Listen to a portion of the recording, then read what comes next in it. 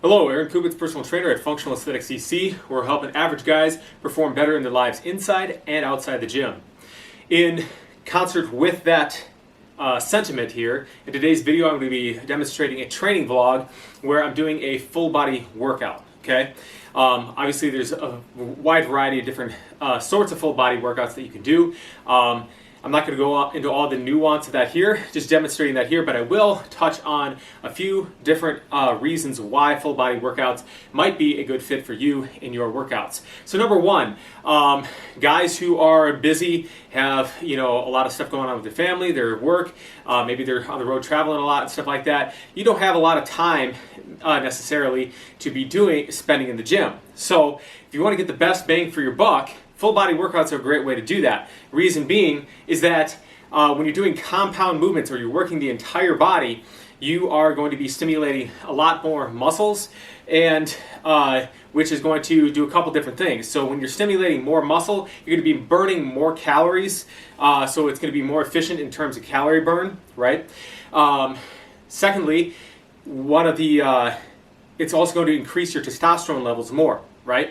So the more muscle fibers that you're using all at once in concert, it's not going to be burning more calories. It's also going to stimulate growth hormone and testosterone more than doing isolation work, such as going and doing some like concentration curls, just doing some biceps curls or something like that. If you are doing a biceps curl, doing a standing barbell curl while you're standing up is a great way to increase overall athleticism and increase that calorie burn as well, just because you have to stabilize yourself more than if you're sitting locked into a bench or something like that. Now there's a time and place for that, but again, going back to that point that we're trying to maximize our efficiency here. All right, secondly, you're going to help you build more muscle. So this kind of goes back to hand in hand with the testosterone thing, right? If you're increasing your testosterone levels more, provided you're also getting enough calories and protein to create that growth in muscle, you are going to have an easier time building more muscle than somebody with lower testosterone levels. The second part of that factor of building more muscle would be that one of the key drivers of muscular growth is the frequency with which you are training that muscle group. So while volume often gets a lot of attention, i.e. the amount of sets, reps, and load that you are doing in a workout, and the greater the volume, typically the greater muscular gains that you're going to see. And this is why a lot of times bodybuilders will have more reps and sets and stuff like that and exercises in their workout routine than a power lifter. And the power lifter might actually be stronger pound for pound than the bodybuilder, but because the bodybuilder is training with more volume, he has more of that sarcoplasmic hypertrophy, or the increase in the fluid around the cells, causing the muscles to be larger just due to the nature of how he's training, right? But beyond that, the frequency, so how many times are you stimulating that muscle during the week? It might actually be even a greater determinant of muscle building potential than the amount of volume that you're doing. So if you do a ton of volume one day for one muscle, you have like a leg day or something, but then you don't hit it again for another 7 days, that's not ideal. So if you do have the time, so like doing body part splits, how that kind of originated, a lot of that had to do with that when you are an advanced trainee, right? You're a bodybuilder you've done all the basics for a while, and you got to a point where in order to add enough volume and stimulation for those muscles to continue to grow, your workouts would end up being, 2-3 hours long. And at that point, it's becoming very inefficient. The intensity is going to go way down. It's going to turn a lot more into an endurance session. You're just not going to have the energy to put forth a lot of effort on each and every rep and set of your workout. So what they did is to be able to add that required volume in there, is that you split it up so that you're able to hit these muscle groups with more volume. But then you'd also want to be also hitting more frequent workouts.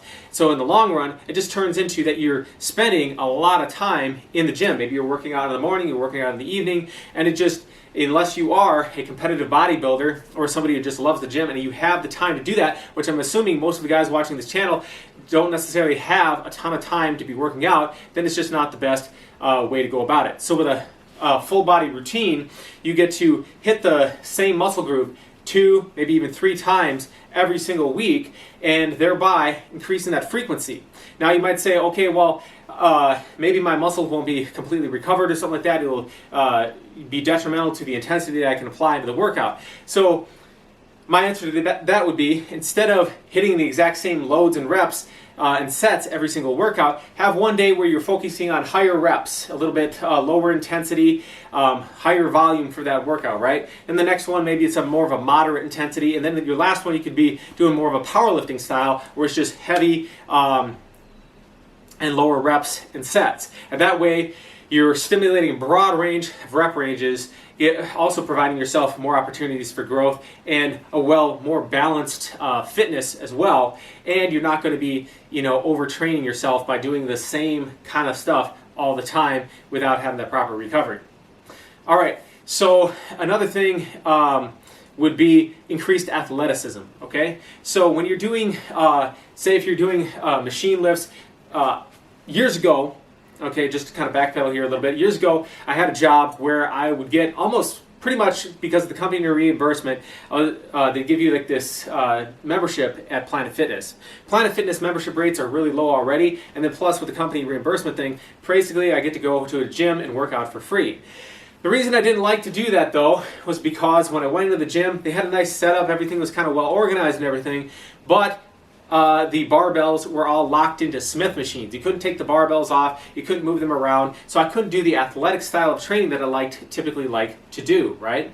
So one of the advantages of doing these full body workouts and stuff like that, as opposed to sitting in the machine and doing your work or doing pec deck flies and stuff, which can be advantageous for isolating the muscle after you're doing the compound stuff if you have the time and you have that bodybuilding focus to add that more volume and detail to the workout. The advantage of doing it with the barbell, so like for example you're doing this and stuff, is that even when you're doing a squat, you still have to work the obliques and everything like that. Your back has to work, even though you're primarily using your legs. Everything has to be engaged and working in concert with one another in a coordinated fashion, which is going to help translate better over to the field. So you might have heard of this guy, Nadi Aguilar. He has a functional patterns things, right? And obviously he likes to bash traditional barbell exercises and stuff a lot as not being completely functional. And, I have my own take on that and stuff. But he does talk about, and I will agree with him on a lot of this stuff, is that when you're tying in a lot of the stuff he's doing is you're working along these fascial lines. So you're working in these movements that you'd naturally be using in sport, right? If you are locked into a machine where there's not a stability component, it's great for maybe learning the proper technique of how to do the lift, but you're not engaging that core in concert with the muscles that you're working, and you're not creating that coordination between upper and lower body when you're doing the movements. And that's why I think doing these full body workout routines where you're hitting all the things at once is beneficial as well.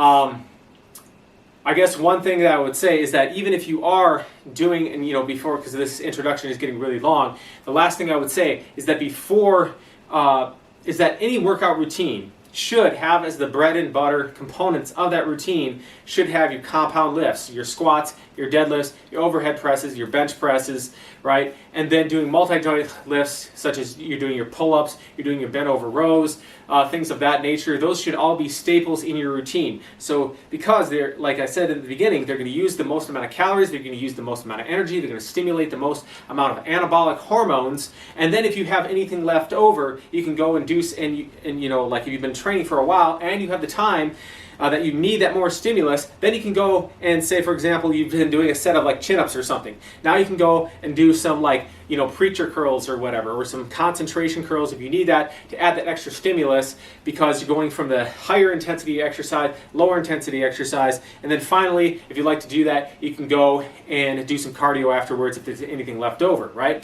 But it's not necessary to go and do cardio, as I've talked about in some other workouts, other videos, if you're doing if your diet is proper and you're doing these full body workout routines, because you're already burning a lot of calories, you're already stimulating a lot of anabolic hormones and everything. And if you hit that first, any energy that's left over, if you eat only enough to get through that workout, you don't even need to go and do cardio afterwards.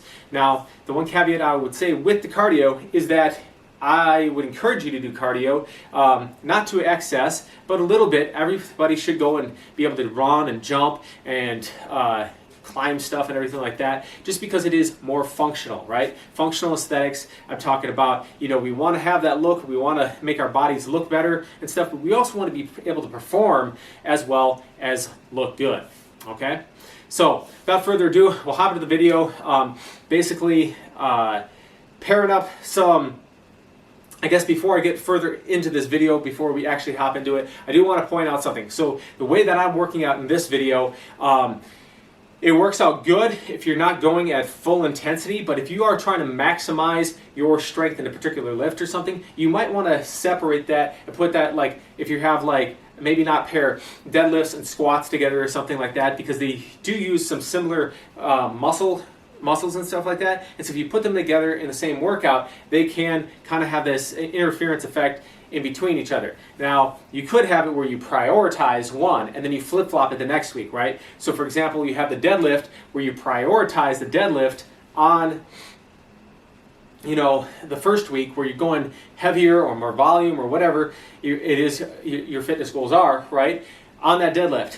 And then go a little bit lower intensity or lower volume on your squats. And then the next week, you increase the volume and the intensity on the squats and decrease the volume and intensity on your deadlifts. And that way, it can kind of compensate for that. Or you can just kind of split them off into their own workouts entirely. But the point of this video is the benefits of doing full body workouts. All right, so without further ado, we'll get into showing you kind of what I was doing here with some of my workout stuff, and then I will see you on the flip side.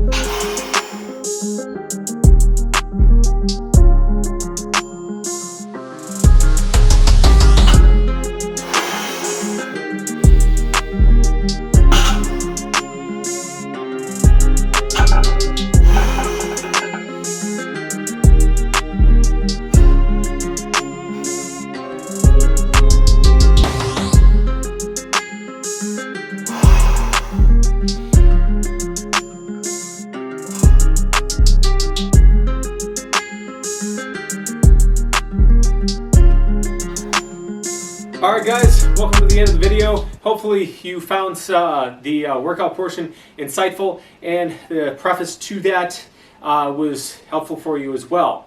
Now, before closing out this video, I wanted to point out that something that I was talking about during the video, which was doing those higher intensity exercises first, followed by lower intensity exercises, and then possibly cardio at the end if you'd like to do that. Now, a program that I have called Hybrid Strength, and I have one Hybrid Strength 101, Hybrid Strength 2.0, and then Advanced Hybrid Strength, basically takes that concept of that there is some benefit to all different styles of training, right? And that if you pair them together in the correct order, you can maximize the benefits of each while minimizing the potential downsides of each as well. So if you'd like to get more information about that, you can reach out to me at my email address, aceproaaron@gmail.com. Again, that's ACEPROAARON@gmail.com for more information on that program.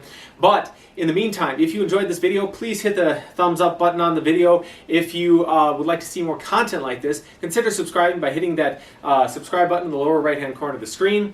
On this channel, I tend to put out information, workout vlogs such as this, and kind of putting my insights into why and how of doing those kind of workouts. And then I'll also do some on training philosophy, life philosophy as well, and then nutrition, right, related to losing fat, building muscle, optimizing your performance and your health. And then also, because injuries are almost a given in the process of trying to develop yourself to become more athletic, they're going to happen. But if we want to try to minimize them, I also have insights on how you can increase balance between your muscle groups and create that structural integrity so as to minimize getting injuries, and then also to help you work around those injuries if you do get them. So if you enjoy that kind of content, or that kind of content sounds interesting to you, again, hit that subscribe button, and we'll see you all next time for more health and fitness related information.